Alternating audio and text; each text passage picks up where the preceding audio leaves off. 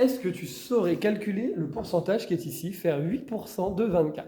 C'est combien 8% de 24? Alors l'idée, elle est assez simple, il y a deux façons de le faire. La première idée, c'est d'appliquer son cours et d'appliquer une formule. Je ne vais pas le faire ici, mais je vais plutôt expliquer comment on peut trouver le résultat.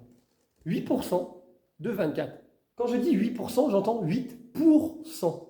Et ça, c'est important. Tu entends le pourcent. Ça veut dire que c'est 8 pour 100. 8%, c'est 8 sur 100. Alors nous, si on avait 100, on aurait eu 8. Mais moi, je ne veux pas 8% de 100. Moi, je veux 8% de 24. J'ai 24. Donc, je vais poser la question de me dire, mais finalement, si j'ai 24, proportionnellement, j'aurais combien? Si mon objet, mon prix était à 100, ça aurait représenté 8%.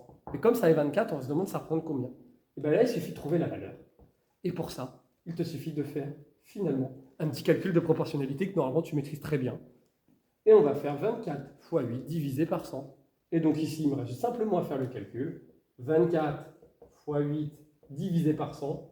Alors ce calcul, tu as deux façons de le faire. Soit tu le fais à la main ou de tête si tu es fort en calcul mental, ou simplement tu prends le temps de le faire à la calculatrice. Et tu vas trouver que ça fait 1,92.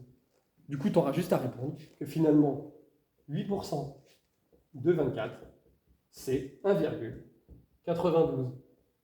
Autrement dit, si dans un magasin, on te propose 8% de réduction et que ton objet vaut 24 euros, ça représente une réduction de 1,92 €.